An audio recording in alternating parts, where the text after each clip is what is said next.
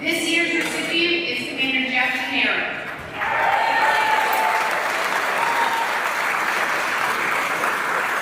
Commander Tenero is a 2004 graduate of the Academy and currently serves as the Academy Staff Judge Advocate.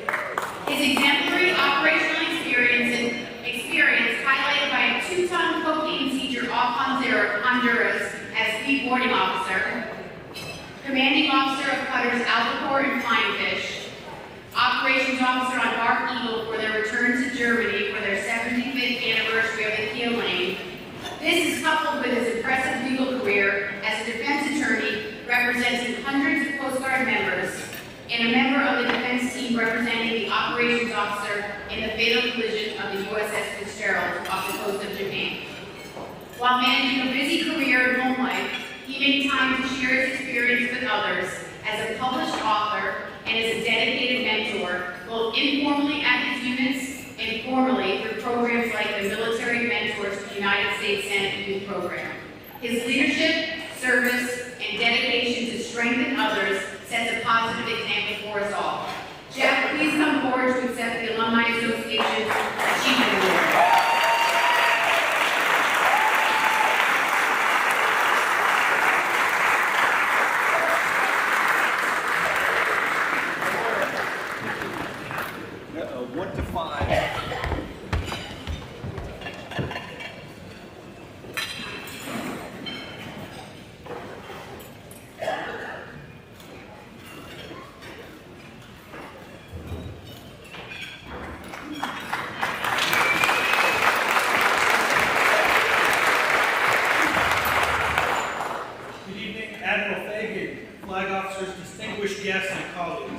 Thank you for this tremendous honor. It is such a joy to be here with you all.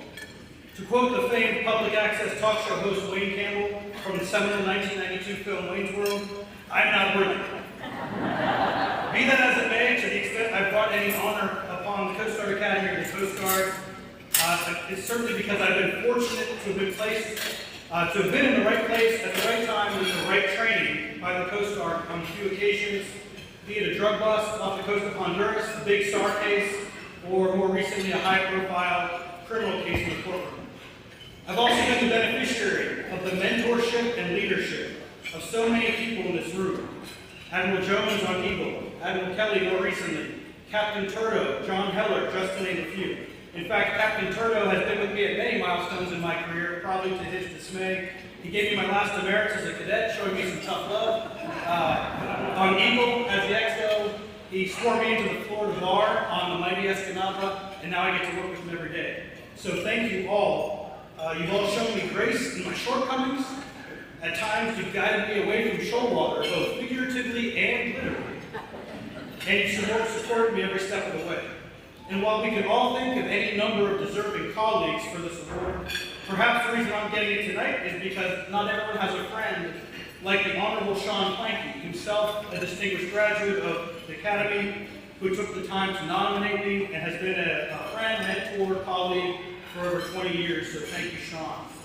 I also want to thank my family, my parents who are likely watching from the live stream, who've been with me from my application to the AIM program to the present day, my cousin Terry and her husband Jim, who are here tonight, who are from Hartford and whose home I crashed at on more than one occasion as a tired cadet.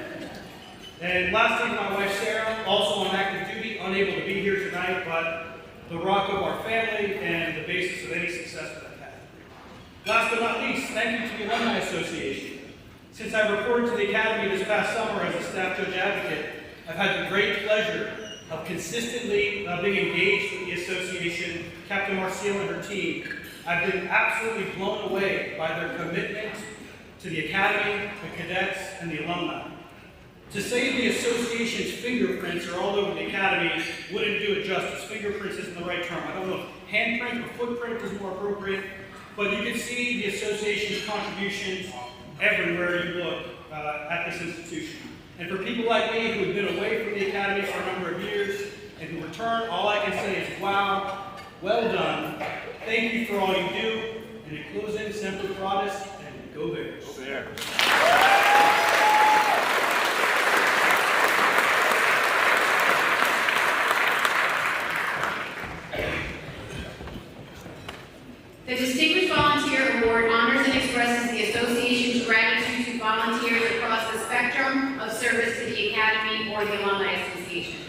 This year's recipient is Claire Dorsey, class of 2013. Claire Dorsey came to the Academy in 2018 as an instructor in the math department, and since she played rugby as a cadet, volunteered to help then head coach Bill Anderson with the program. When Bill stepped down, Claire assumed the duties as the head coach for the 2019 season. From her award write-up, and I quote, "Coach Claire is a skilled rugby coach and tactician. She took a great rugby program and made it even better, then kept it alive and even vibrant through the darkest days of the pandemic. She did this quietly and humbly, and is an inspiration to the women she coached, both on and off the pitch. Claire, for the countless hours as the women's rugby head coach in the 2019 to 2022 season, thank you. Please come forward to accept the Alumni Association's Distinguished Volunteer Award."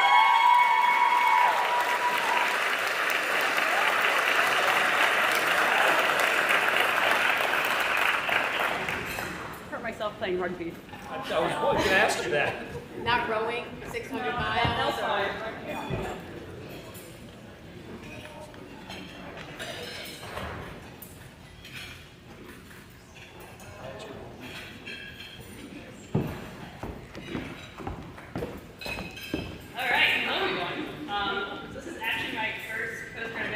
Uniform, and I'll admit it's a little weird. I had to figure out how to dress myself this evening as I got it.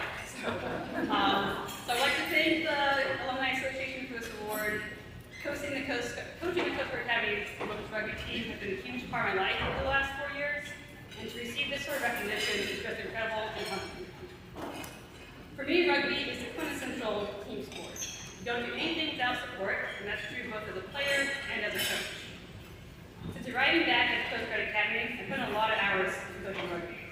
So many that I started getting introduced more often as rugby coach rather than math instructor, which is the job I was actually being paid to do. But for every hour I put in, someone else has matched it. So standing up here all by myself feels a bit uncomfortable and a little lonely. I often tell the team they never do anything alone in rugby, and truthfully, there are so many people that should share this podium with me now. Luckily, a lot of those people are here with me tonight. So thank you, Bill and John, both former coaches and award winners that showed me the power of just showing up and putting others before yourself. Build it, and they will come. Thank you, Sarah, for being my friend and co-conspirator. There's no one I'd rather coach with, and the team is so lucky to have you. Thank you to all the players, past and present, who continue to inspire and motivate me to be a better person. I can't wait to see what you accomplish. And thank you to JJ. Not only did you nominate me for this board, behind my back, you've also been the glue that keeps the extended Coast Guard Academy women's rugby family together. Your work does not go unnoticed or unappreciated. Not here tonight is the person that deserves the most thanks, my wife, Luca.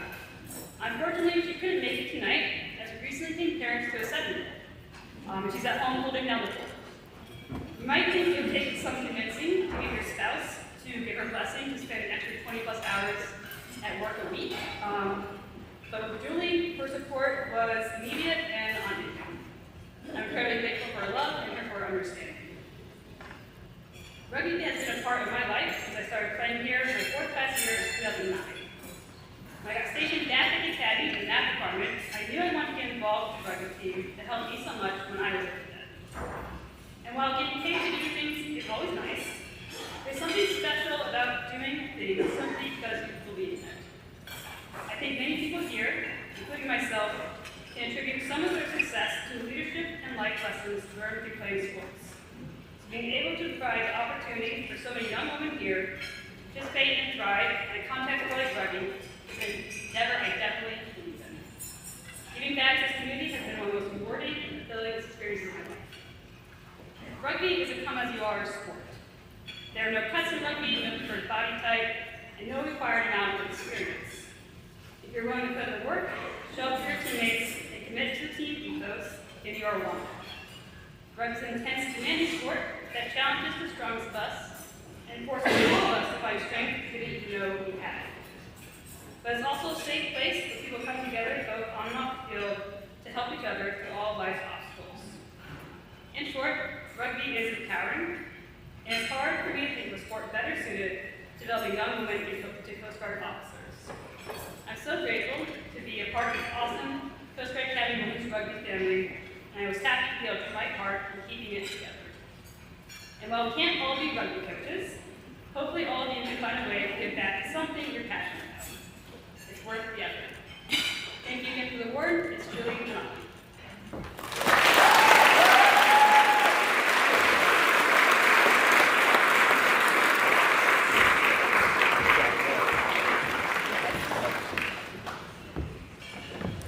The Distinguished Service Award was established to honor these individuals whose personal efforts, dedication, commitment, and service have extraordinarily contributed to the U.S. Coast Guard Academy Alumni Association. This year's recipient is Commander John Metcalf, U.S. Coast Guard retired, class of 1997.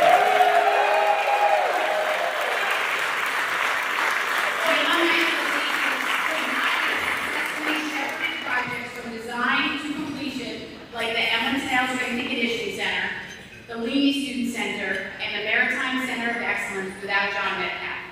When envisioning some of these larger scale projects, we realized that they far outpaced our ability to provide the appropriate oversight from a civil engineering and project management perspective. Leveraging his experience and vast network of qualified experts and vendors, John ensured the association was well positioned in advance of beginning these projects with every single detail in place. Time and again, John proved his value in helping us achieve the best results for each project, delving deep to uncover budget errors, massage stakeholders, holding contractors accountable. He is quite frankly the best owner's representative I could have possibly imagined, and very worthy of this award.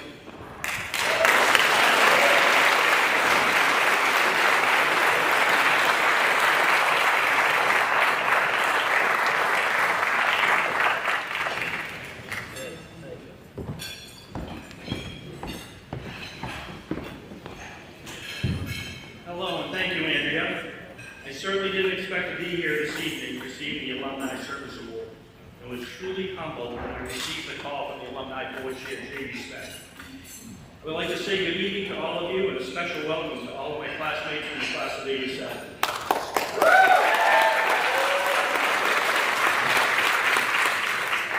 Some of who have traveled very far distance to make it here for our 35th reunion weekend, which is great.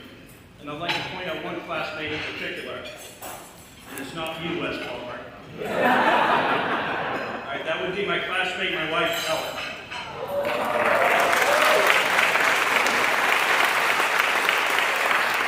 For those of us who know us, like I said, it's our 35th year reunion, and for 35 years I get introduced as Ellen Duncan's husband.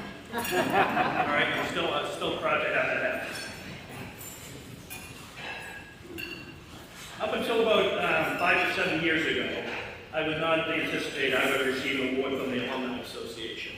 Because back then, if I were going to get an award, it would be the least likely to get an award. After taking Chemistry 2 3 times, flunking economics, and worst of all, getting a D in survival swimming after growing up on an island, I did not have a stellar cadet career. So when I graduated from this fine institution, the long blue line and giving back wasn't really the paradigm I was living in. And that all changed about 5 to 7 years ago when I was exposed to the All-President campaign. And at that point in time, I was paying the bare minimum to get the alumni bulletin, okay? As well as my attitude was, it's a federal institution, the federal government should be fine. But after being exposed to the All-President campaign, that's when light shined on Marblehead, and I could truly see the impacts the Alumni Association has had on campus-wide here. And it was during this time I was at Bryant University doing design, planning, and construction in the higher ed world. And what I didn't know is that was setting me up for what lied ahead. And what lied ahead was me starting my own mining company of one to come and start helping out on the Coast Guard Museum project with my classmate Wes Palmer and projects here at the Academy, the Alumni Association. And Andrea touched on some of them, the Leamy Hall renovation, the Ellen Strength and Conditioning Center, and then the great day we had yesterday commissioning the Maritime Center of Excellence. And that's when I truly learned the impact alumni has on this academy.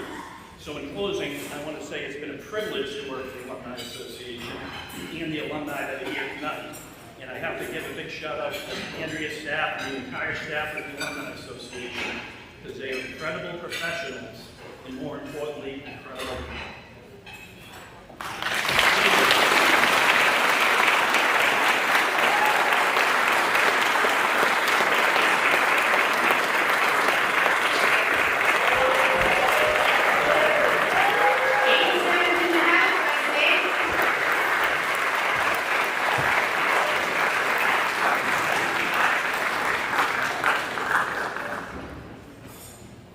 So I can sit down.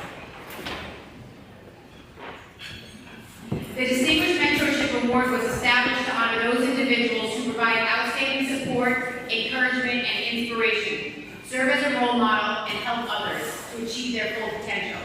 The recipient of this year's Distinguished Mentorship Award is Captain Les High, class of 1947.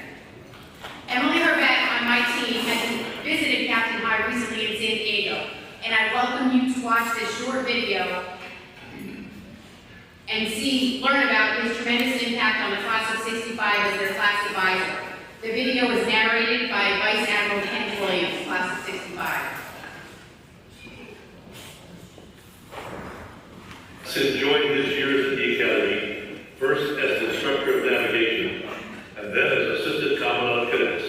But he was most honored to be selected by the class of 1965 as their class advisor. After the Academy graduation in 1965, Les headed to his next command, Air Station Savannah.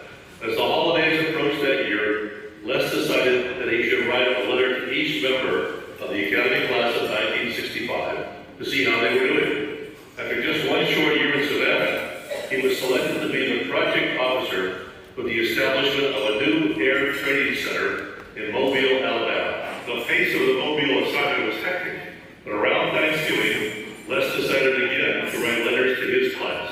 Thus began his now famous annual project of writing holiday letters to every member of the class. From Mobile, Les was given another command, this time as CO of Air Station Detroit. Then he went on to the National War College. His payback tour was to Coast Guard headquarters as the Chief of Training and Procurement. In his final tour, Les was again in command, this time as the Commanding Officer of Coast Guard Reserve Training Center, or RTC, Yorktown. While he was there, he spoke to every class that could be, giving them all a little lesson on leadership. It was also at this command where Les earned his most prized accolade, the Jarvis Award, a Navy League award for leadership. What made it most special for him was that he was nominated for the award by his staff and crew. Les retired from the Coast Guard in 1975, but he never retired from his passion for leadership and mentoring. For well over 50 years, he continued his annual project of writing personal letters to every member of the Coast Guard Academy class of 1965 in time for the holidays. Even at age 98, when his eyesight began to fail him, he continued staying in touch each year with a generic letter and personal phone calls. Although he was retired from the Coast Guard, ultimately for 4 years that he was on active duty, Les always maintained his interest in the service. Through the years, Les had a chance to meet with many senior leaders at various events in San Diego, Washington, D.C., and New London, Connecticut. When he did, he was never bashful about telling them what he thought they were doing right, always acting to mentor, even when unsolicited. Because, as he always said, Les High is a happy guy. I've been associated with the Academy for very many years. And one of the things that's always impressed me is the award things went out. And I used to go to the Thursday night because I had classes. Good. And so I would like to say, I now am one of those people who have got the honor of getting the Distinguished Mentorship Award. And now I'm joining all those wonderful people, the outstanding athletes, the outstanding donors, outstanding mentors. I mean, now I get to be part of that. And I'm just a simple guy. And here they're honoring me. And I am 98 years old and give me an award like this. This is unreal.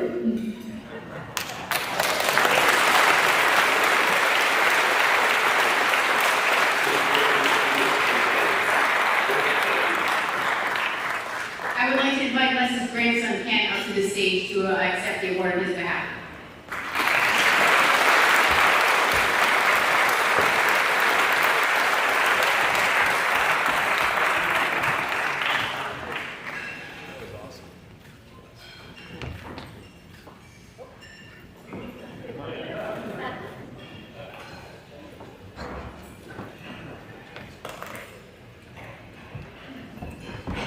undoubtedly no one wants to hear me speak right now. I am sure that. I just want to say a brief thank you to, on behalf of my grandfather, on behalf of myself. I have heard from being a little kid how much this place has changed my grandfather, my grandmother, their lives. And I've heard infinite stories about the 114 cadets he was in charge of. And those letters you see of every Thanksgiving, I was a workhorse to stuff envelopes with letters and put stamps, and I can still taste the stamps in my mouth, and it was always so special. And now, since I unfortunately joined the Navy 8 years ago, the ideals of this place, of the Coast Guard Academy, and the Coast Guard at large, have helped me become a better officer and a better leader amongst those ideals. And so thank you very much.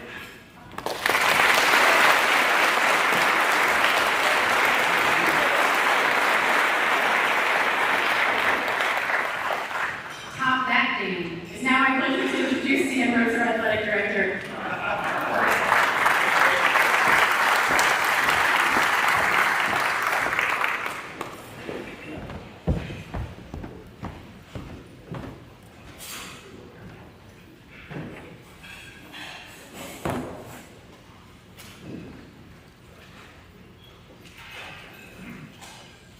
Right. Great job so far, everybody. Now for the fun part, we're going to get on to the athletic awards. Good evening, everyone. On behalf of the cadet athletes, coaches, staff, the athletics division, welcome home. It's a special occasion to be here tonight to celebrate the achievements of 5 individuals, 2 teams, whose accomplishments have brought national recognition to the Coast Guard Academy and our proud athletic program. The Coast Guard Academy Athletic Hall of Fame began in 1972 with 4 inductees, including Admiral E.J. Rowland, for which the athletic field house, Rowland Hall, is named. Plaques honoring Hall of Fame inductees were originally housed in the Rowland Hall lobby, but in October 2016, a $2 million project, funded by the U.S. Coast Guard Academy Alumni Association, was completed, transforming Lard Hall and this gymnasium into the Geraldo Graham Hall of Athletic Excellence. The renovation was designed to highlight leadership through athletics and to celebrate the Academy's rich athletic legacy. The new Lard Gym pays tribute to the history of Coast Guard Academy athletic teams, individual athletes, and pioneers of men's and women's sports via a collection of world-class displays. And in 2018, the 1963 football team became the first team ever enshrined in the Hall of Fame. Since that time, 8 additional teams have been inducted. So, ladies and gentlemen, if you direct your attention behind me to the hologram display, just above that, you're going to see the phrase leadership through athletics. It's a powerful statement and it holds special meaning here on our campus. Because here at Coast Guard Academy, we never refer to athletics as an extracurricular activity. At CGA, we believe sport participation is co-curricular. It's part of the educational process, and it's an ideal proving ground for leaders of character prior to their entry into service in the world's best Coast Guard. So our newest Hall of Famers certainly proved that theory to be true. Tonight's first honorees are the members of the 1996 and 1997 Coast Guard Academy football teams.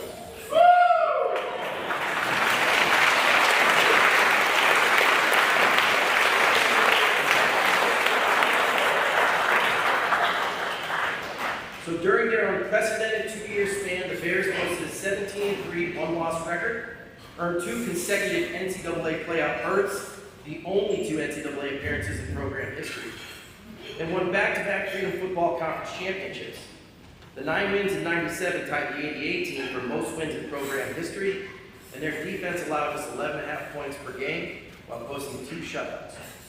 Individually, 13 players earned Freedom Football Conference All-Conference honors. 6 players were named to the All-ECAC New England team. Ed Renays was named an All-American linebacker. Quarterback Dan Warren, Freedom Football Conference Offensive Player of the Year, and Al Thompson, Freedom Football Conference Coach Team Player.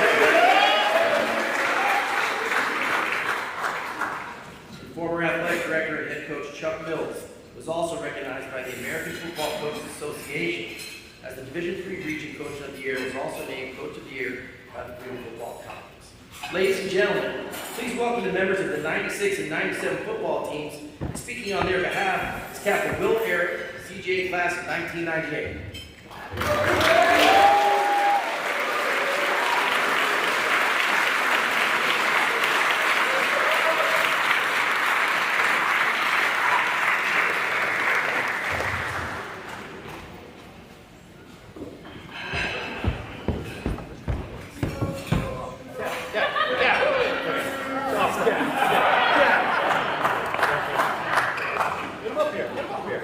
Come on up, guys. Come on up. Let's get a team up here.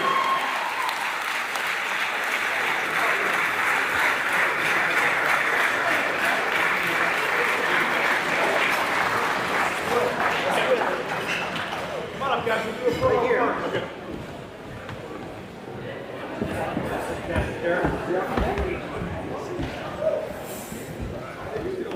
Hold me. I want to say my Christian. Hey, look at this. Look at that. So good.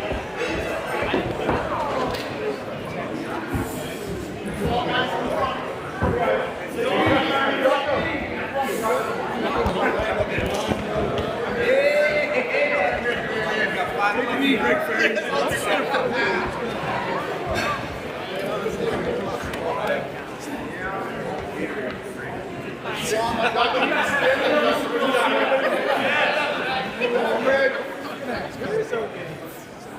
Those are our pillows. Who's the official one?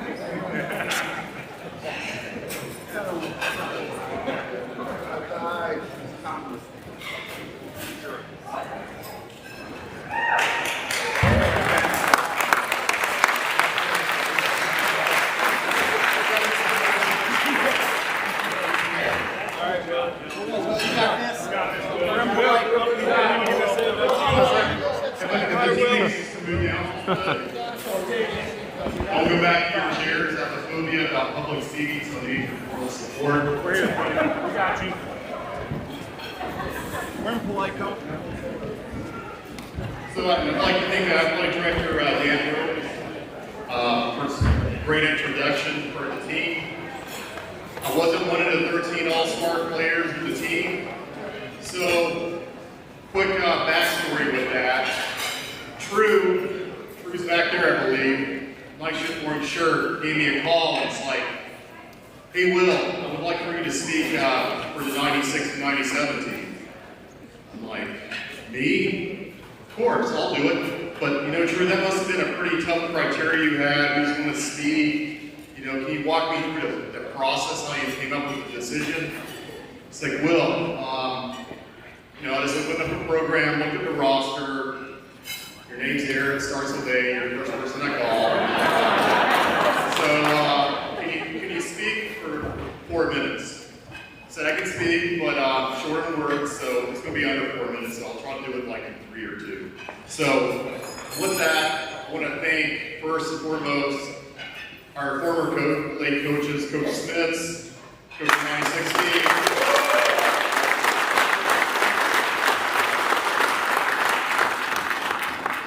Coach Chuck Mills, coach of 2017.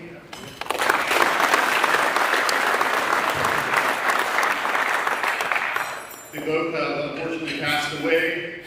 But we have Coach Drixel, who's still alive.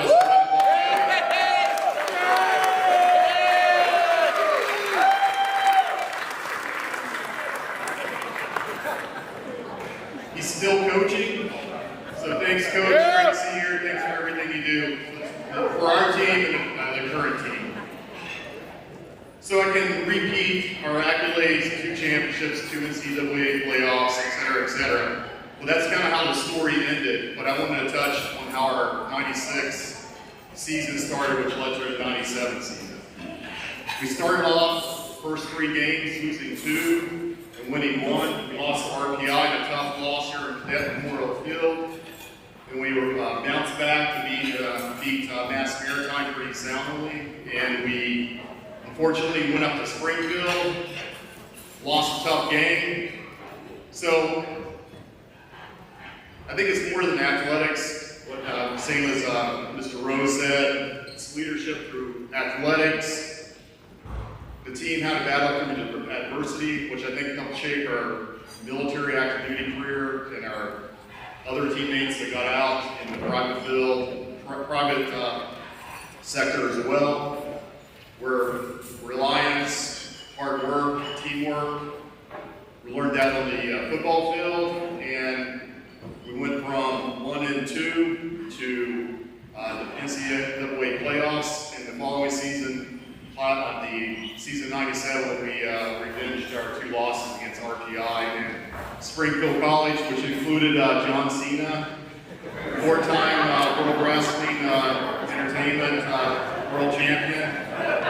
I think he took some of the defensive line's Magic Man 97. I'm hoping he'll make a donation to the athletic fund for still in that trademark move. So with that, with what we learned through the athletic field, we have a Cutterman Aviators, we've had CO Air Stations, CO Cutters, CO Tacklets, Prevention Marine Safety Center. All right. Sorry, no notes here. So with that, we learned a lot, and also in closing, I just wanted to mention Coach Matt Hammond, captain. He was coach. He's stationed here at the academy, and he's currently coaching the football team. So thanks, Matt, for that. And I think I can speak for all our class teammates here. We look forward and would be the first people to congratulate a team to go back to the NCAA playoffs, or go back once, twice, or 3 times. It would be the first to thank them for that and congratulate them. And that's all I have. Thank you.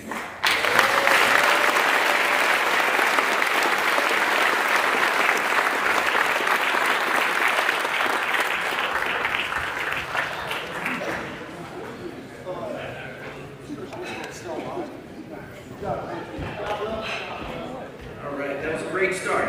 So our next honoree is Christian Brennemore, CJ class of 2015. In 2014, Christian was the NCAA champion in the 50-yard freestyle. Christian earned All-America honors on 3 separate occasions, twice in the 53 and once in the 100 freestyle.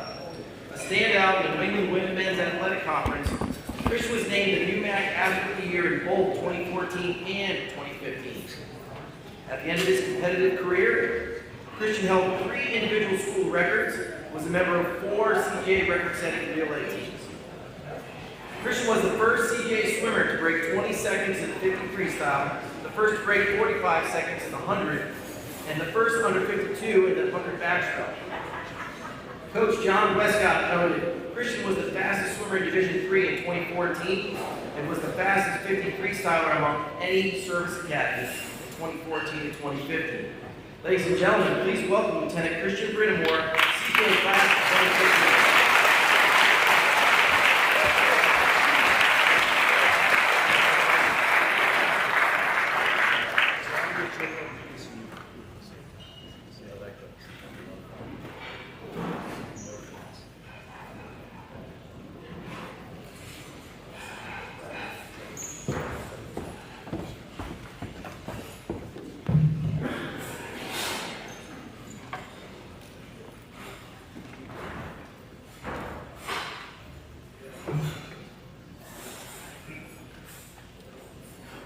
Good evening. Forest we saying one, half a day.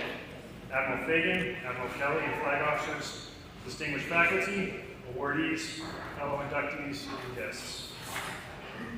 I'd like to open by offering a congratulations to all the awardees and other Hall of Fame inductees for this special achievement. For many of us, this is the culmination of untold hours of dedication and personal sacrifice. Personal sacrifice it certainly has been. I'm not sure about you, but I struggle with academics at the academy a lot. It definitely sounds cliche, but me standing here today is more a product of those around me than anything I could have done on my own. I first and foremost thank the Lord for everything, including the road that has led me here and every step along the way. Whether or not one is a person of faith, I think that many of us can reflect on the funny way that life has its twists and turns, and how oftentimes every leg of the transit comes together for an even greater sum. I can say that this has been true of my own journey, and I recognize and thank God for it. I'd also like to thank my family for being here to support me today. My beautiful wife of 5.5 years, Kelsey, our handsome 6-month-old son, Ryder, and my parents, Bob and Pat, brother Paul, and his girlfriend, Kaylee. For my parents, thanks for all the long hours invested into bringing me to and from practices, meets, and even swimming summer camps. Your sacrifices have not gone unnoticed. I definitely recognize the nature of the sport. Watching a pool full of athletes go back and forth for 2.5 hours a day, driving long hours to meets, and spending the majority of your weekend sitting in a chlorinated cement building with some of the most uncomfortable stands in athletics. Thanks for your tireless devotion through all of this, and thank you for keeping me motivated when I thought I wanted to career change midway through my 3rd class year. Your dedication over the years has led to this culminating moment, and I'm forever grateful. For my coaches, John and Mary Westcott, thanks so much for all the investment you put into CGA swimming and diving, and into us as cadet athletes. Your ability to keep your swimmers staring at a black line for hours a day, including on Saturdays, is itself a feat. Throw in some of the difficulties of swimming at CGA. Mary's brutal smoke sessions, also called dryland workouts. Icy morning treks to Rolling Pool for 2-day practices in the dark and deep midwinter. And balancing the marathon of the sports season with packed days of very late nights and very challenging academics. Whether it's analyzing our stroke technique, crafting individualized practice based on event type, or spending your weekends from September to March driving across New England for meets, you always bring your A game. As a testament to this, I'd offer that the program's performance speaks for itself. Thank you for all that you do, and thank you for all that you poured into me personally. I would be remiss if I didn't mention my world-class professors for giving their spirited dedication, and all our one-on-one tutoring sessions, also my teammates whose camaraderie and friendship were the greatest parts of competing in athletics, as well as our classmates and fellow cadets who supported Bears swimming and diving. Thank you for everything. Finally, these remarks would be incomplete if I didn't take the time to give a special thank you to the Coast Guard Academy Alumni Association and athletic staff for putting this event on. Thanks so much. I'm incredibly honored to be an alumnus of CGA, to have been a part of Bears swimming and diving, and to be included in this program here today. Thank you for your time, and to the families for being here. Go Books, go Bears, go Class of 2015, Semper Paratus, and God bless the United States of America.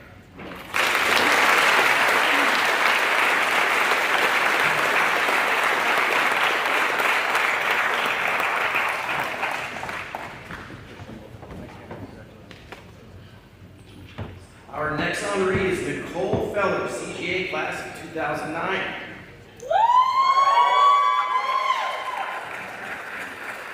Nicole Gurr, now Fellers, is believed to be, by many, to be the most accomplished CGA volleyball player in program history.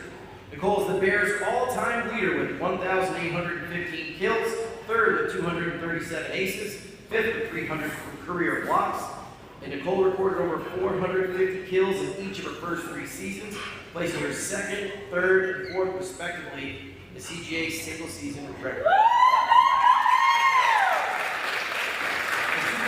Nicole was a 2nd team All-American and earned 2 more honorable mention All-America honors in her final 2 seasons.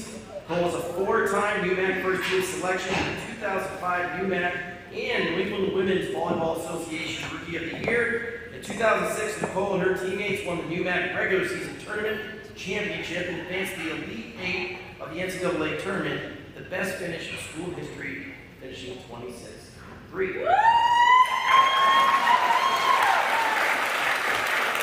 Ladies and gentlemen, please welcome Nicole Feller to CGA Class of 2009.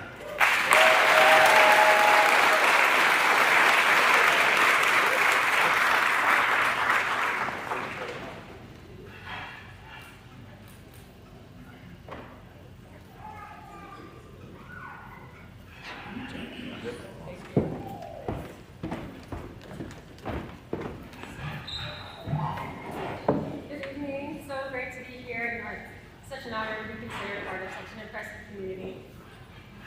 I'd first like to thank my family. Oh no, I gotta raise this up, I got heels. I'd first like to thank my family for being here tonight. My husband Justin, who's been cheering me on since 2006. We actually just celebrated our 12-year anniversary. To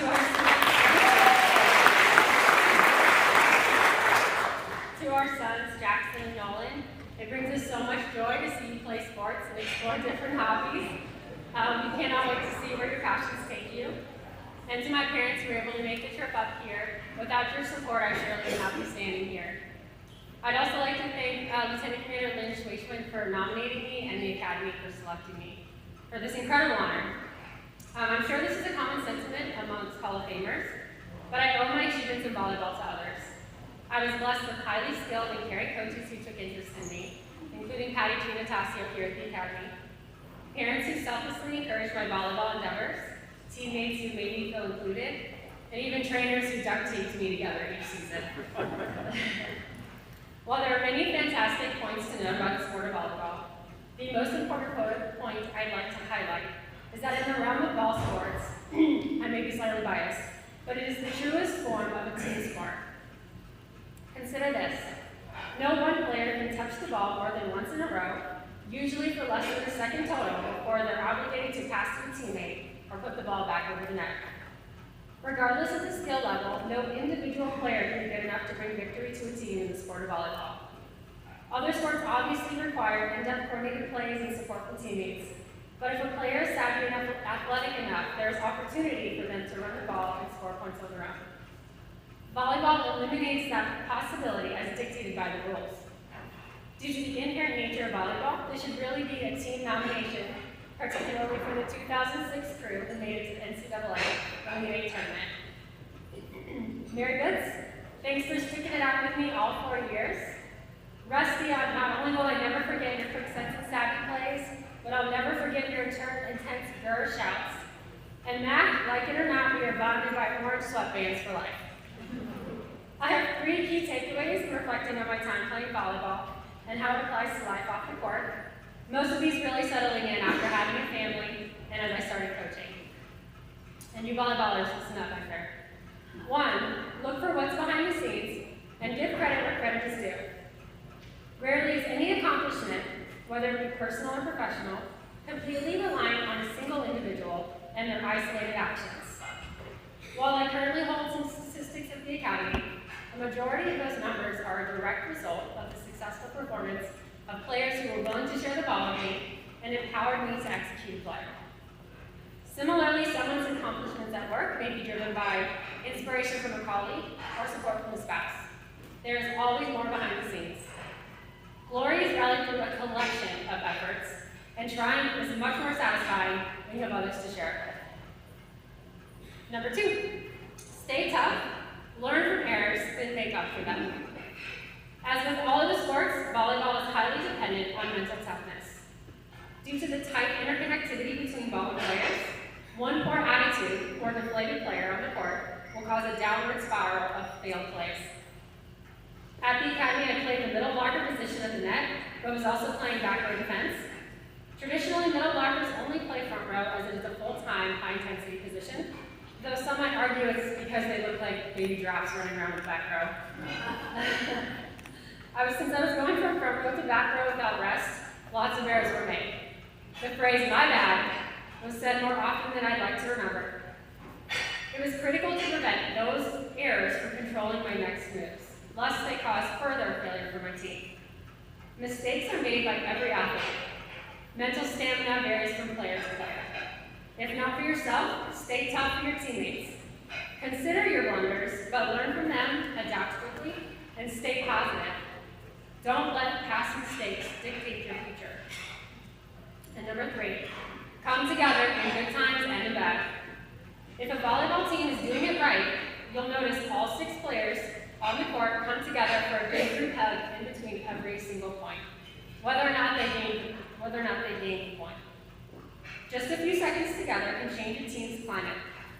Imagine carrying this approach with our teams, peers, colleagues off the court. Maybe with or without the group hugs, but standing tall and making eye contact, supporting those who made mistakes, sharing constructive feedback, providing encouragement, and getting overly excited for even small successes. It only takes a few seconds together to make a big impact. Playing volleyball at the Academy was incredibly rewarding. I'm grateful then, and I'm so grateful now. Thank you.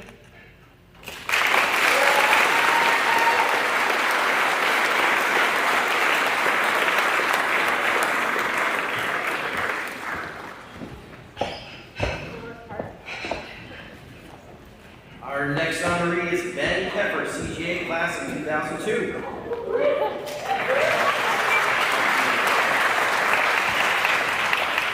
Ben is considered to be one of the best pitcher-hitter combos in CGA history. Ben was a two-time All-New Max selection, was named an All-New England first-team selection as a senior. Ben is CGA's all-time leader with 22 wins and 244 strikeouts on the mound. Ben also holds single-season records with 10 wins and is tied for first with 84 strikeouts. As a hitter, Ben is tied for first all-time with 39 doubles, ranks third in RBI at 92, seventh in hits at 143. Ben also holds single-season records for bats, 144, and doubles 16. Ben led the team to 2 NEWMAC championship game appearances in 2000 and 2001, was part of CGA's first ever postseason tournament win at the ACA season in 2002. Ben capped his collegiate playing career by playing in the New England All-Star Game at Fenway Park in 2002. Ladies and gentlemen, please welcome Commander Ben Pepper, CGA class of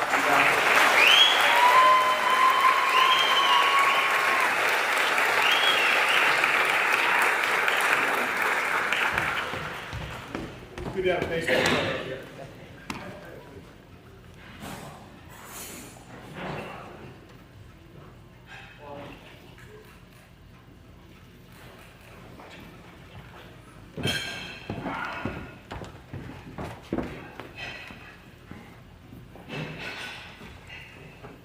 Good evening, everyone.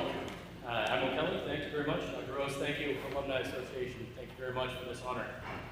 Fellow honorees and fellow Athletic Hall of Fame inductees, welcome. Admiral Fagan, thank you very much. I know the budget looks good, but you didn't need to come up with this, ma'am. Yes, ma'am. Christian Lee, I know you're here. If I approach even close to 4 minutes, you have my permission to heckle. As I start, Kira Moody, thank you for nominating me. You'll note that Kira nominated me as a coworker, not as a teammate, which I'll get to that in a minute. But thanks also to my wife, Tara, and my kids, and my in-laws, Doug and Claire, are here. I don't know if anybody's watching online, but I think this is proof that the stories that you've heard Grandpa tell and you've heard other people say are at least partly true. So thank you very much. My sisters Ella and Ann, thanks for putting up with baseball. It was a lot. I know that. There are pictures of my sister playing with rocks as a child because that's all that is around a baseball field. Mom, thanks for putting up with this as well. A lot of time spent traveling to and from baseball games, washing dirty uniforms, and putting up with, again, a lot of stories, a lot of going back and forth after games, talking about things that maybe could have gone a little bit different. Dad, thank you very much for literally being there from, what, 4, when you threw me into maybe the weirdest mix-up uniform I've ever seen with a Cleveland Indians batting helmet and a New York Yankees jersey. But from then on, it has been, unfortunately, Tara, the love of my life has been baseball. My grandparents, all of them, thank you very much, but especially my grandpa Herb, who, looking back on this, I'm reminded that he had never played baseball or softball until he became drafted into the Navy and was picked to play on the softball team in Midway. Ultimately became a very good baseball player, was going to play professional baseball in San Francisco, but returned home in New York instead of California. Every train from New York at that point went through his hometown. He got off the train in Ohio and never went and played. So the rest of his life spent in a very small town selling sewer pipe, some of which is probably underneath this very campus. He taught me one very important lesson, which is when I was about 9, somebody asked why I did a full windup. Literally, legs back, hands over the head, full windup. And he told them, you can do it the right way or the easy way. And the right way will make you better. I still try to do that to this day. So I have to admit, I never saw myself as an athlete. I am a baseball player, not an athlete. John Kruk made it very famous. My cadet PFT score will own up to that. In fact, the doubles that you talked about, Dr. Rose, most of those probably should have been triples if I was faster. My pants did not get dirty. A lot of those went in standing up without a play because I should have tried to trip them, taking that extra base. But I knew where my talents were. I alluded to it, but my teammates, I would like to apologize. I was at times a bit serious on the baseball field, and I did not take that out on just the opposing team. I apologize. But I can assure you it is still there because I hit a home run against my coach pitch son last fall. So I still play the exact same way, even though I'm much, much older now. Also, I have to take a chance to apologize to CC Grant, the head coach of the football team. Although I know your world is not round, I should have taken it easier on you and not short-hopped you at every opportunity I had, and I apologize for that. To my two coaches, Coach Pinney, thank you for taking a chance on me and allowing me to have a chance to play here at CGA. And Coach Berry, for the last 3 years, thank you very much. You were the absolute greatest. You let us play the game, and baseball is a game. I don't call it a sport, it's a game. Lastly, and this is going to be a little bit off, but I have to thank Kevin Costner. Not for his role as Senior Chief Ben Randall, which, if you don't know the movie, please go see The Guardian. It's great. But Kevin Costner is in more baseball movies than anybody else, maybe combined. And they taught me a lot. I put a list together. Bull Durham especially, it taught me how to swear. It taught me to play baseball with a combination of fear and arrogance. It taught me the usefulness of cliches during interviews. And a lot of other things that you can't really mention, especially with children in the crowd. But also, the last thing I'll say is, most importantly, baseball, the way I view it, is a perfect metaphor for life because, and this is a quote from Bull Durham, but it's a simple game. You throw the ball, you catch the ball, you hit the ball. Sometimes you win, sometimes you lose, and sometimes it rains. Thank you very much.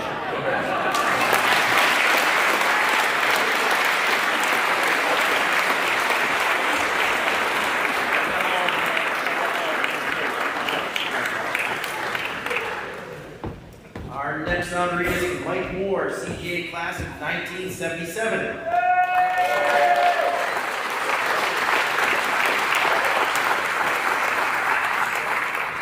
So Mike Moore is the most decorated track athlete in CGA history, and has the distinction of being the only CGA track athlete to qualify for the Olympic trials, which occurred in 1984 as a decathlete.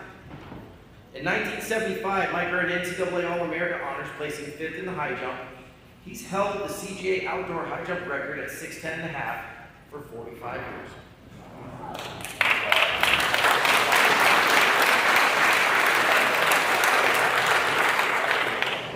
Mike held the indoor triple jump record for 37 years and is still second all time with a leap of 47 feet and 3/4 inches. Mike earned multiple ECAC and All New England honors and was the ECAC high jump champion. His stellar performance at CGA led to an invite to the U.S. All-Military Track and Field Championships. Mike won a silver medal in the decathlon in 1979, which led to his Olympic trials bid in 1984. A multi-sport athlete, Mike earned 10 varsity letters and was a 4-year contributor on the CGA football team. According to nominator David Glenn, Mike was truly an athletic ambassador for the Coast Guard. Throughout his academy career and after, he competed nationally and internationally, raising Coast Guard visibility and generating positive Coast Guard press. Ladies and gentlemen, please welcome Mike Moore, CGA class of 1977.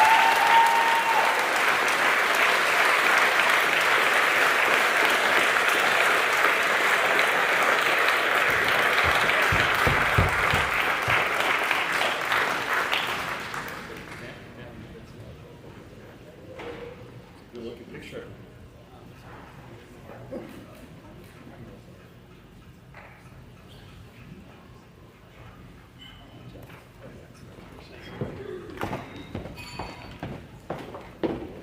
Wow, there's like 300 speeches up here. Just a second. I'd like to first congratulate everyone who won an award here tonight and all those that won the past awards. But really, I'd like to call out everybody who had anything to do with the renovation of this building. These displays, it's fantastic. Focus on leadership through athletics. How about a round of applause for everybody?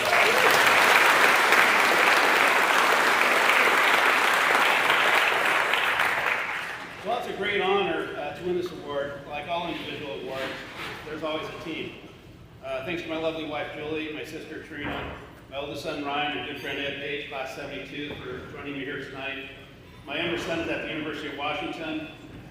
My older brother Bob was a fantastic athlete here, class of 74, was not able to travel and be with us today. He set the bar quite high for me. We grew up in Colorado, you know, it's a big Coast Guard recruiting state. And Bob chose Coast Guard Academy, and I followed him 3 years later. And joined him on the football and track teams, and you know, honestly, how cool was that? You know, to play with my brother. He was a quarterback, I switched him to tailback. I got to play quarterback my freshman year. It's the only time I got to get in the huddle and basically tell him to shut up. So that was good. I have to give a big shout out to fellow high jumper and classmate Jeff Walker. We pushed each other in the high jump all the way through, all 4 years, to do greater heights, and that pun is intended. Another classmate, Admiral Dave Glenn, I'm pretty sure the person who nominated me and all my class of 77 classmates here tonight. Appreciate you being here.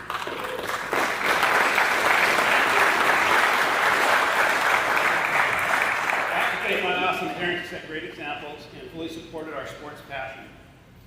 My dad was a football and track coach, having competed in both. He told great sports stories with amazing detail. He definitely inspired me. My earliest sports memory was being around high school football team my dad was coaching. And I remember asking the star player, what do I need to do to be good? He said, don't hold the girl's hand and don't drink beer.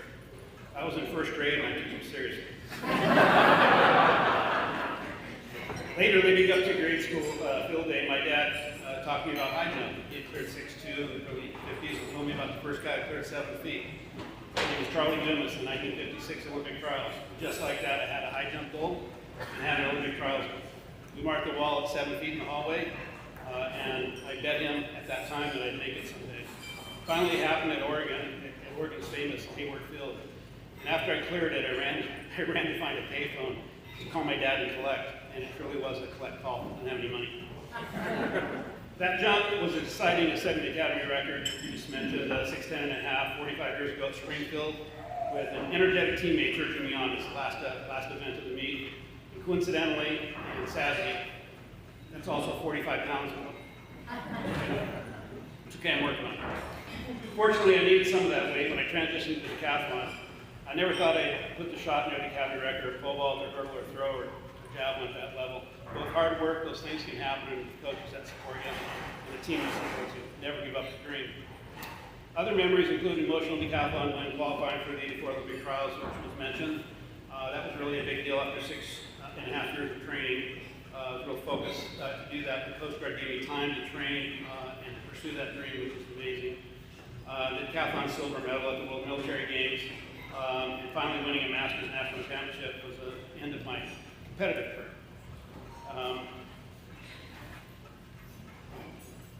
So the Coast Guard gave me all that time off, including 10 straight months with pay. I know that sounds kind of weird, to go train and do all that kind of stuff. And the only payback they wanted was just to be a little bit of an ambassador. Well, how hard is that? To go and help recruit from the Coast Guard Academy and to emphasize the Coast Guard wherever I went. It was a great honor to be recognized. I'd like to recognize the tremendous value that athletics provide. Teammates, challenges, highs, lows, adversity, focus, commitment, all those things that go into it and all the memories. Sports really is a metaphor for life. Coast Guard provided an opportunity to play 3 sports over 12 seasons. Football, basketball, and or down there track. I love every minute of it. Football is the most emotional sport, though. And I have vivid memories, like when I was switching from quarterback to tailback, and the line gave me an opportunity to score 3 times in the first half against Tufts. This day, when I talk to fellow quarterback Wayne Hollingsworth, class 76, it's as if those memories were less than a week old. I can't thank my decathlon coach, Mike Strong, enough, or Academy coach Ed Tucker, or Roger, the trainer, who I saw way too often, and of course, legendary Otto Brown. Although Otto coached me in football, he came to track meets and tried to calm me down. He'd make bets or crack a joke. He tried that in football too, but I was a little too intense and immature to get it. When he finally met my mom and found out she was Italian, he jokingly said, "Oh, so you're the problem." I'll wrap up by talking about giving back. In grad school at the University of Washington, I volunteered to coach jumpers, including 2 world-class graduates, and that was an unbelievable amount of fun. During my tour here, I was fortunate to coach All-Americans and hurler Blake Novak, pole vaulter Drew Orsinger, who is over on the wall over here. And after retiring, I got blast coaching youth football. Last year I started coaching high school track and luckily found a talented young lady. Never competed before, but ended up fourth in the Junior Olympics in hurdling. She will do amazing things this year and is re-energized me, to be honest with you, just get back around young people and helping develop them. That's what it's all about. We do that as Coast Guard officers as well. So coaching is extremely rewarding and it brings it full circle for me. It's a fun ride, it's not over, and the ride continues, and I love every minute. Thanks to all of you for being here, and to Admiral County staff for putting on this great event. Sincerely, heartfelt. And go Bears!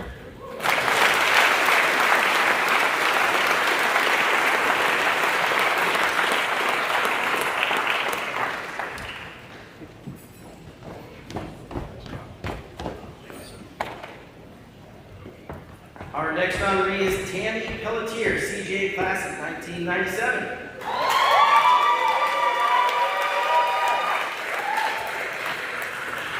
Tammy Woodcox, now Pelletier, is one of CJA's most accomplished distance runners of all time. Tammy earned a 4th place finish at the NCAA Championships during the fall '95 season and a 5th place finish in the Indoor Nationals at the 1500 in 1996. Tammy was a 3-time ECAC cross-country champion in '93, '95, and '96, and didn't lose a regular season race in the fall of 1995. Tammy earned numerous All-New England honors within Division III, as well as the All-Division New England Championships.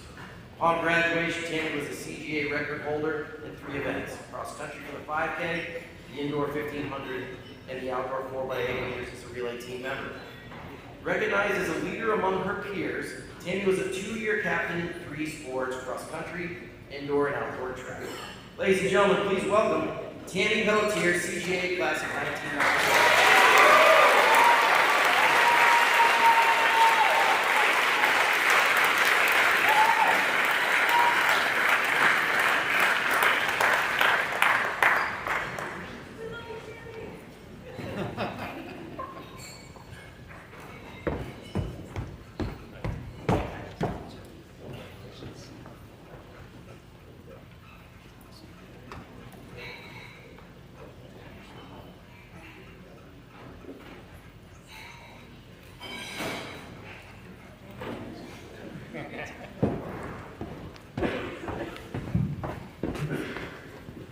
Excuse me while I put my glasses on because, 1997 was a long time ago.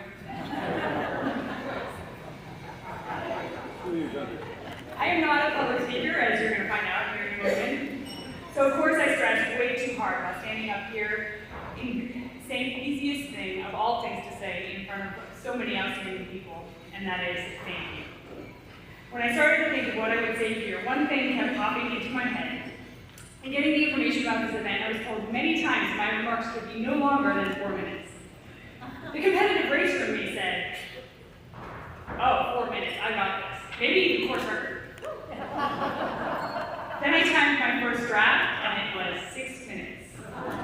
So I'm sorry for all the words I had to leave behind. I have a lot of glowing things to say about a lot of people, and I appreciate more people than I will mention tonight, but let's get started. Gretchen Jones, I know you wanted to be here tonight. For 3 years, we raced each other through all 3 race running seasons. I could not be more thankful to you being part of my competitive life. You made me better through every practice and every race. And though we were often pitted against each other, we ended up with an enduring friendship and deep respect for one another. Thank you. You started the ball rolling on this nomination a few years ago and ran into a wall when it came to getting my old time. I was that wall. 25 years ago, I was not thinking of the Coast Guard Academy Athletic Hall of Fame with my non-existent record keeping. John Fox, my classmate with a mission, you picked this all up last year and ran it over the line this year. I fear I didn't make it easy for you either, but you were undaunted, and I will always appreciate your kindness and hard work. Thank you. Gabe McGraw, if I could choose a superpower, my first thought would be of you and your endless ability to do everything. You are a constant reminder of what doing better looks like, and you inspire me every day through your amazing example. We have had some great adventures running the Stockholm Marathon on a whim with only 7 weeks to train, long runs all over the North Shore, ridiculous morning hours, and short runs all over Boston, road trips, and more, and we are just getting started. Keith Pelletier, my husband, could not be here tonight because Yorktown High School is having their homecoming this weekend, and I have 2 kids in that high school.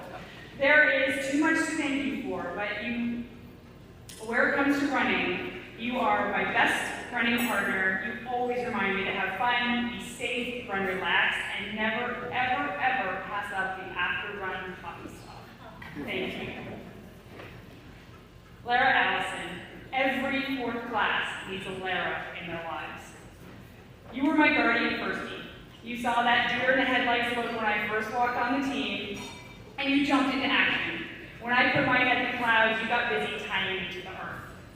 You were exactly the right person to tell me to get it together. You so obviously cared and wanted the best.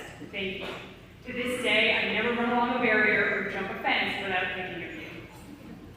Amy Grable, every team needs a light to gather around. I don't remember a time I was with you that you weren't brimming with quiet confidence and joy. I'll never forget the Huntington Beach Marathon that you, Gabe, Keith, and I were all supposed to run together, except for that I injured my knee a few weeks before. So while you all went out and rocked it, of course, I literally sat on the beach. That part wasn't so bad.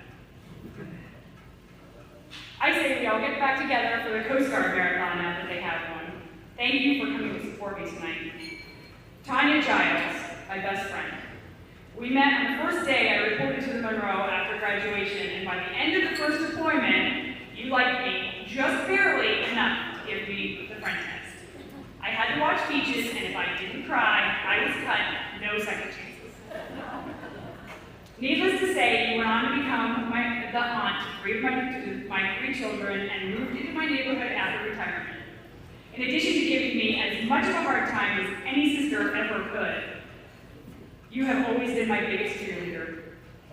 Thank you for all the race support through the years and for cross-training, swimming with me 3 days a week. You know how I love cold water on cold mornings.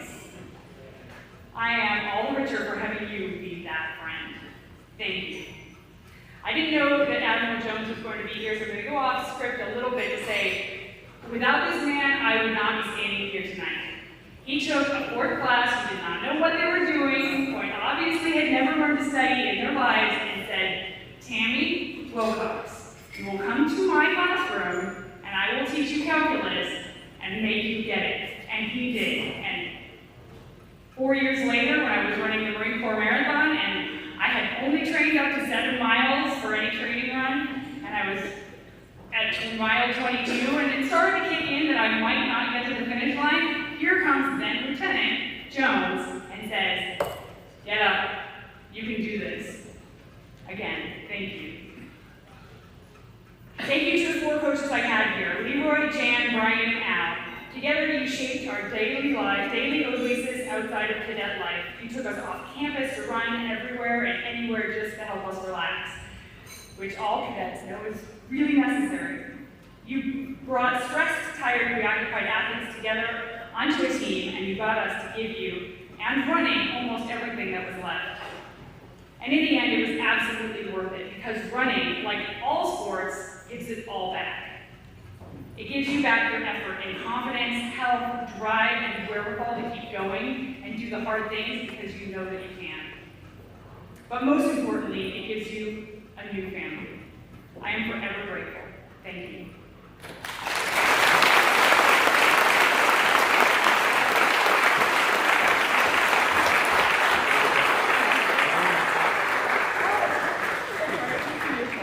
That's okay.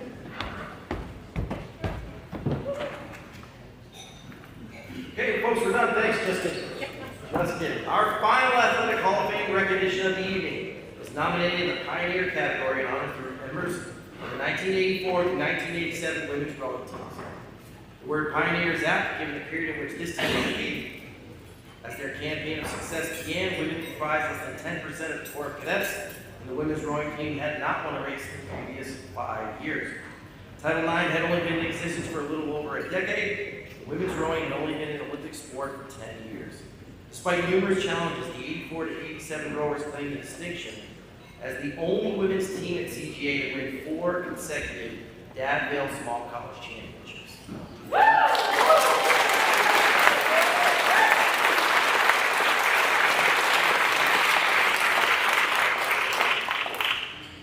addition to winning the Margaret McNiff Trophy 4 straight years at the Daffodil Regatta, this team also placed 5th out of 40 boats in the prestigious Head of the Charles in Boston, Mass. in 1984. The women went on to win 2 New England championships as well, the first in 1985 and again in 1987. According to the current director of rowing, Bill Randall, there have been many memorable CJ crews over the years, but the women's corps that established a culture of hard work and dedication for the rest of the rowers to follow is most deserving of this recognition. Ladies and gentlemen, please welcome the members of the 1984 to 1987 women's rowing team. Speaking on their behalf is Admiral Linda L. Fagan, Commandant of the U.S. Coast Guard, team member in the 1984 and 85 seasons, and 2-time team captain, CJ.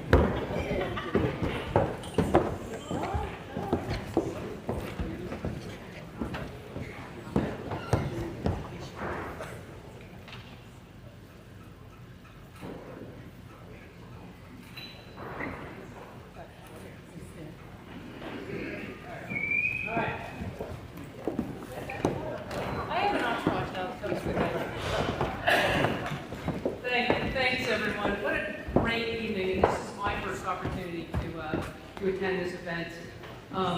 So I do have to disagree with a couple of the previous speakers. Crew is the greatest team sport.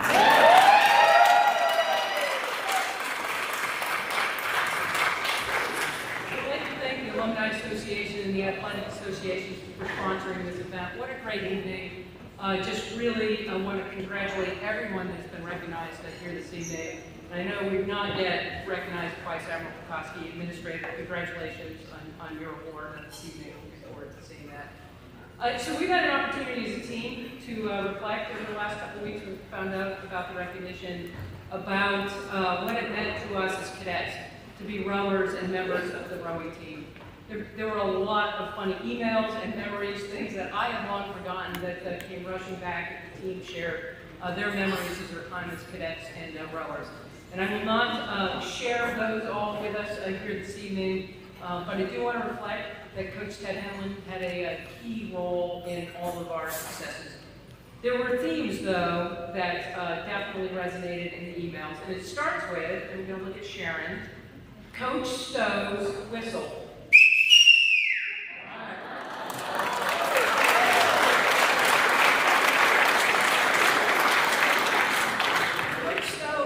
Men's team, but he was a larger-than-life personality when we were here rowing. Several members use this now to call their children or find their husbands in their home.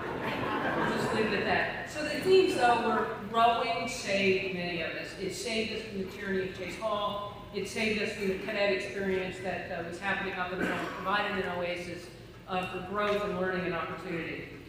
We were all recruited by someone. Sharon, I believe, recruited me after I had wiped out I was on the windsurfing team. We had one of those at this point.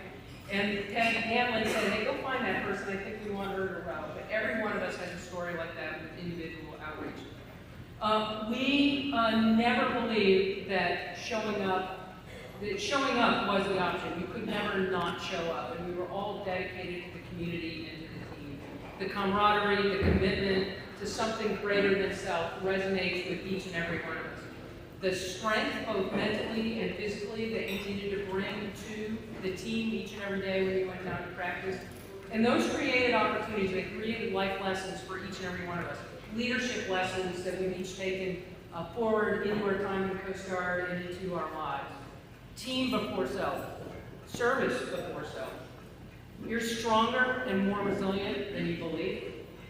The team is stronger than the sum of the individual parts. You have to show up, and you have to bring your best self, whatever it is in that moment and in that day. Work hard, endeavor, commit yourself to that endeavor, work like you're in the last 500 meters of the race, and keep moving. Lessons that we've each brought with us into life. and lessons that allowed us to graduate. The common theme too was many of us would not have graduated from the academy had we not had a group team. I believe that was true for myself. And I wouldn't be here today if it was not for this team of incredibly dedicated women, and we're here to celebrate the winning and successes, but it was so much more than that. It was about the camaraderie, the friendship. Many of us have not seen each other in a long time. It's as if no time has gone by. We are right back to where we were as the much younger versions of ourselves. You'll see in the picture over there. But if it were not for this team, their strength, their dedication, their commitment, their perseverance, their commitment to team, their commitment to service, their commitment to service before self, I don't believe I would be standing here today still in uniform. I thank each and every one of you for it. I thank the team. I thank the athletics program at the Academy for providing the opportunity. This is the part where I'm supposed to say go Bears, but you know what? I'm going to say go Co-Star. Thank you.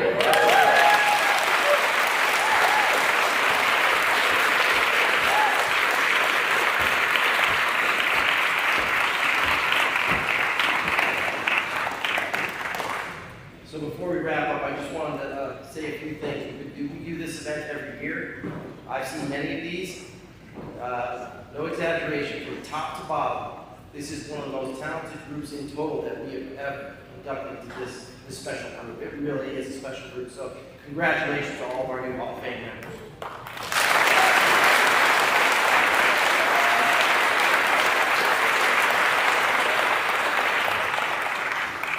So I mentioned at the top of this program when we were talking about leadership through athletics, I think it's obvious that athletics isn't just something that people choose to do for 2 hours out of their day here as cadets, but maybe those 2 hours make the other 22 throughout the day that much better as cadets, as officers, as husbands, wives, brothers, sisters. So outstanding job. I want to welcome everybody to the Hall of Fame. At this time, I'll turn things back over to Andrew Marcial for the rest of tonight's program. Thank you, and go Bears.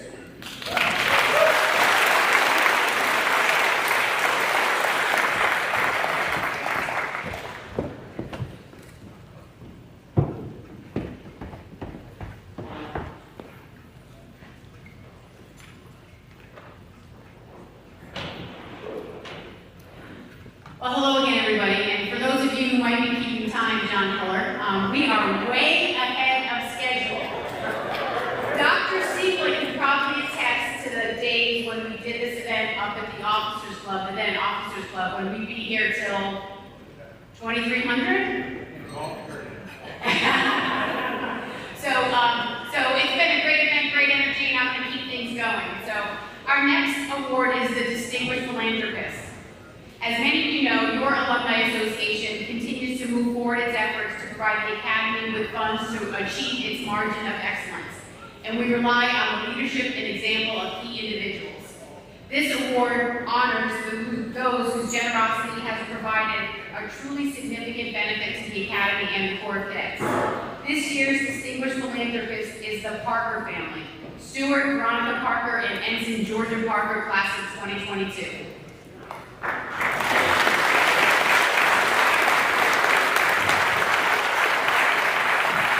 welcome the Parker family as a plank owner donor for the Maritime Center of Excellence with a $1 million gift.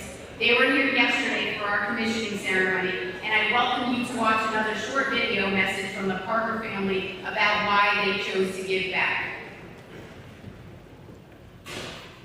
Hi, I'm Stuart Parker, and on behalf of our family, my wife Veronica, and our daughter, Ensign Georgia Parker, we want to say thank you so much for this acknowledgement and this wonderful honor. We're so sorry we cannot be with you today. We're on our way back to San Antonio for a family wedding. Early in our gifting journey, Andrea and Bob from the Alumni Association did a spectacular job in helping us understand the true needs of these cadets. As a family, it brings us much joy to do this purpose, especially when we see the positive impact and improvement facing these lives. It truly warms our hearts to see people transition to a better place in their lives, or even just to see the smiles on their faces because they are touched by what we have been able to offer or bring to them. Through our daughter Georgia, we were able to see is the best academy. But they're judging us on our faculty, our facilities, and the cadet experience. And by asking parents and alumni to contribute, they can have an outsized impact on that value proposition.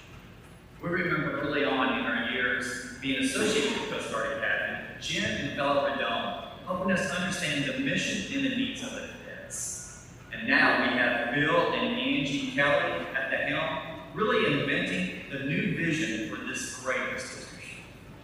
We hope all of you have a blessed remaining 2022 and joyous holidays. And of course, forever, go Bears!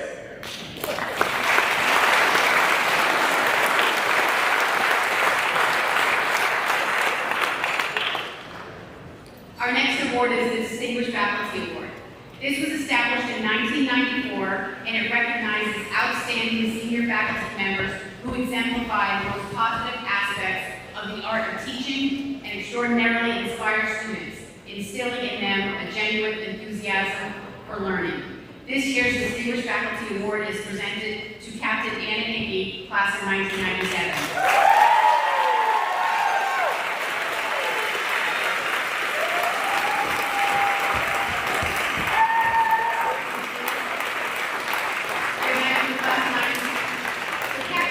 Serves as the Dean of the School of Leadership and Management. She joined the faculty initially as a rotating military instructor in 2010, then returned as assistant department head and permanent commissioned teaching staff in 2017. She received her MBA from Florida Atlantic University in 2006 and her PhD in accounting from West Virginia University in 2017. Her publications include accounting, financial management, business and economics education, and teaching and learning during the pandemic. She led the effort and collaborated across divisional boundaries to achieve AACSB accreditation for the next 5 years. In addition, and especially proud of this one, she partnered with the Alumni Association and Lloyd Institute for Leadership to secure support for a financial literacy curriculum at the Academy. Congratulations, Anna.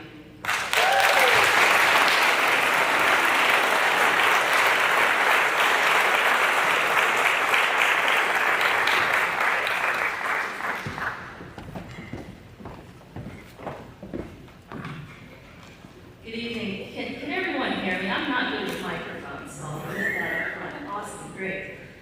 Congratulations to all the recipients of awards and past awards. It's really great to hear your stories, the milestone achievements that defined your journey here.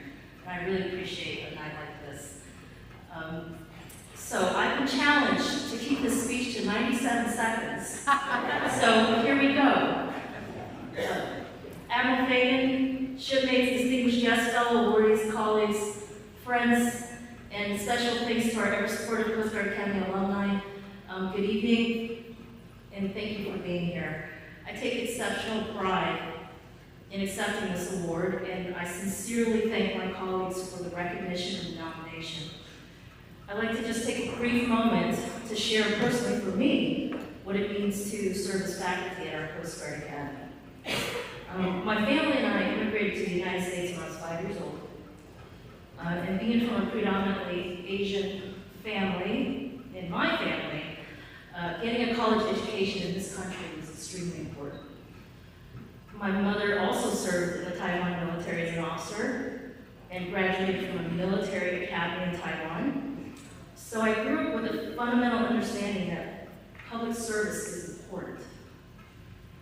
So to have the opportunity to start my college education at the U.S. Coast Guard Academy, serve in the fleet, return to teach our cadets who have chosen to serve this country as leaders of character, and then to serve as a faculty in uniform as a member of the permanent commission teaching staff is the ultimate honor and reward for me. Engaging with the cadets has given me so much meaning and purpose. And here's the real great secret to working here. It's all of you. It's the faculty, the incredible coaches, the staff, the relationships that are formed here, this community. And I'm going to quote Provost Donahue, my boss. She says she's in the coolest job in the Coast Guard.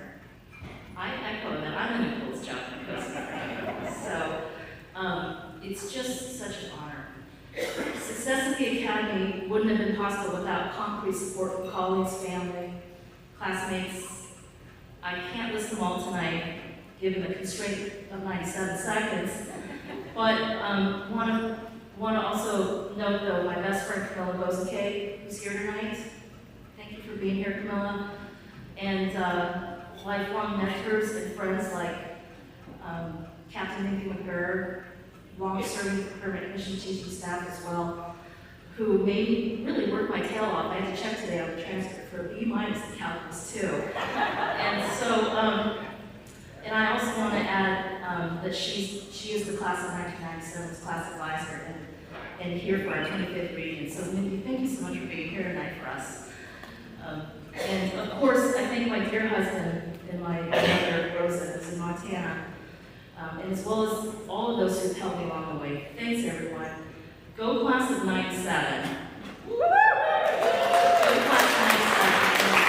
2 years. Thank you.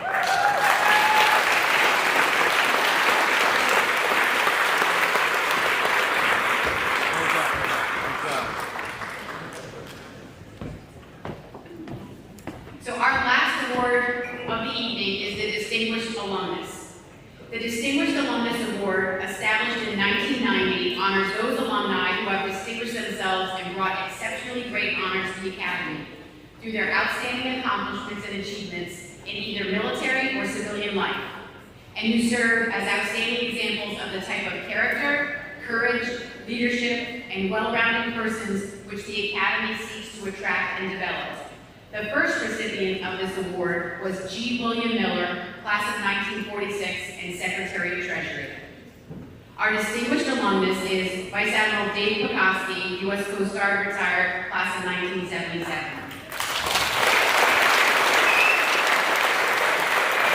Vice Admiral Pekoski was first confirmed by the Senate as the Transportation Security Administration's 7th Administrator in August of 2017 and was reconfirmed for a second term in September 2022. Admiral Pekoski leads a workforce of over 60,000 employees and is responsible for the security operations at nearly 440 airports throughout the U.S. Under his leadership, TSA improved transportation security through close partnerships and alliances, a culture of innovation, and development of a dedicated workforce. He served as the 26th Vice Commandant of the Coast Guard, culminating a career that included extensive operational and command experience. He's a recognized expert in crisis management, strategic planning, innovation and aviation, surface transportation, and maritime security. Admiral, please come forward to accept the Alumni Association's Distinguished Alumnus Award.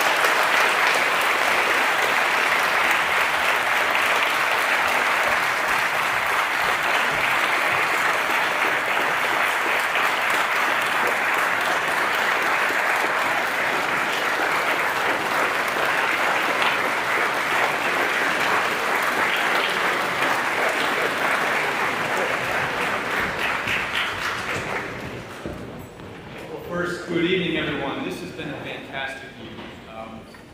It's really been great to hear all the stories, all the perspectives of some really, really incredible people. And Andrea, I'd just like to commend you and your entire team and the Alumni Association for putting this on, and for all your work in the Alumni Association. I mean, just look at what the progress that we've made as an academy, as an institution under your leadership. I knew it would be this way because we know each other from our Coast Guard careers, and just congratulations and thank you very much for this recognition. I'd also like to recognize Helen Kelly. You are the energy, the drive, the passion, and the love of this institution. All of us feel it when we come here, and you convey that in everything that you do, and I think it's critically important for the leader of the Coast Guard Academy to be an incredible leader with an incredible leader in his spots as well. So thank you so much for what you've done for all of us and really for the nation. I'd also like to recognize my family. At every event that I've had in my Coast Guard career, every change of command, every swearing-in ceremony, I look in the front row and my wife, Michelle, is in the front row. My kids are in the front row, just like tonight. And my mother-in-law is in the front row. And my mother-in-law is an incredible person, part of the greatest generation. It's just terrific to have her here. And it's just a constant balance for us. When I look out and see Dorothea, our Nana, that's her email account, and she's just an incredible person and inspiration to us all. So I'm so happy that she can be here this evening as well. I would also like to reflect on the fact that in our family, we have 3 Coast Guard Academy graduates. Myself, 77, our son, Coast Guard Academy class of 2008, and our daughter-in-law, class of 2009. So couldn't get any better than that. And I'm incredibly proud of all of our children and all they've accomplished already in their careers, and they're just getting started. I'd like to reflect too, at this point in time, when I think of the Coast Guard as an organization, what it, all of the incredible photo of Coast Guard's response in Hurricane Fiona and then Hurricane Ian in particular. All those images just make all of us in this audience so incredibly proud of what this organization does. Automatic, it's just and beyond. Not just an amazing athlete, but an amazing leader. Mike, congratulations to you and to all of the award recipients this evening. I mean, it's just been, as I said, just a really great evening to hear all the stories, all the reflections, all the references to the help that everybody received from so many other people. And when I think about Coast Guard, and I'll kind of put myself back about a year or so ago when I was up in the department. I spent, in a 5-year term as the TSA administrator, I spent a full year up in the department, mostly in the deputy secretary's job, but for a very short period of time in the secretary's chair. And you have a very unique view when you're in that position. Admiral Lloyd will certainly understand as a former deputy secretary himself. And I will certainly admit that both Admiral Lloyd and I have an incredible bias. But when you look at the performance of the Coast Guard as an organization, within this Department of Homeland Security, which is 250,000 people, the Coast Guard, if I could use the term punches above its weight, punches way above its weight. It's where we go in the department for leadership, and where leadership begins in the Coast Guard is here. For officer leadership and at Cape May for enlisted leadership.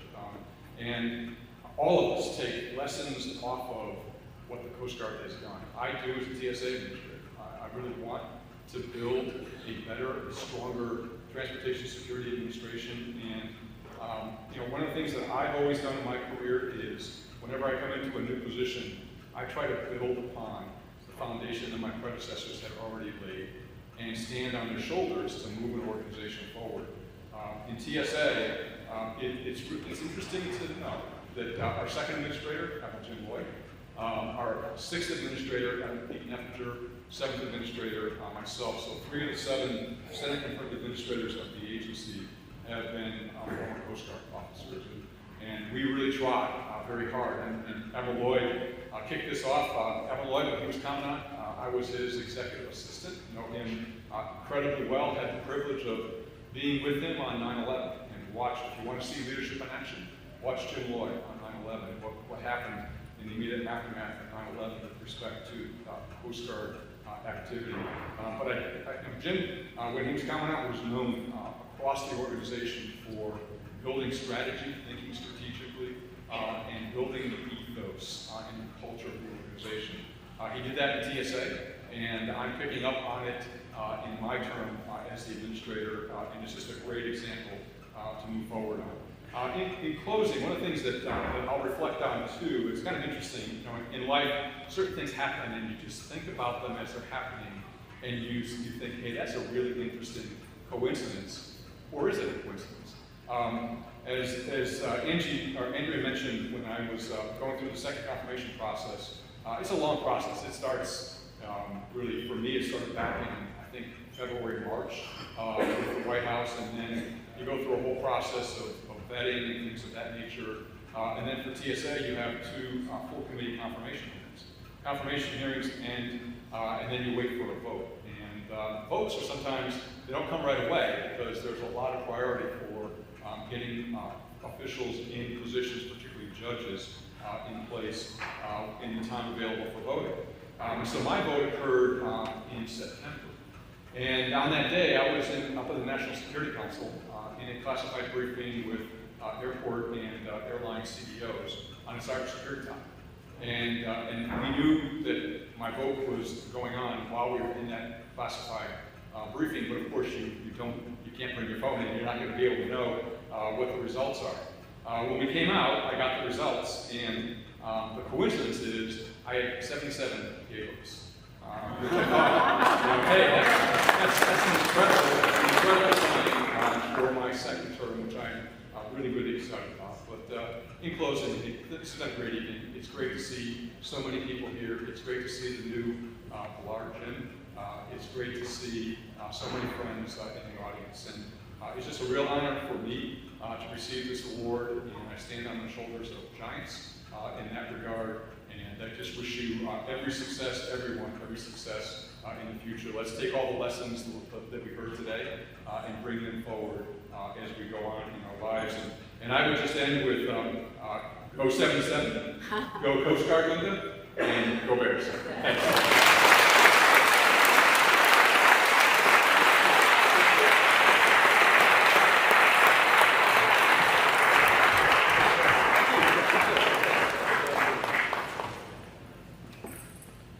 So ladies and gentlemen, this concludes the official program for the Athletic Hall of Fame and Alumni Association Awards Dinner. I invite you to extend congratulations to all our awardees, our honorees this evening, and I would ask that all the honorees come forward. And Paul, Debbie, I'm going to look to you to see how you're going to organize this swath of it, but we always like getting one big picture of everyone so we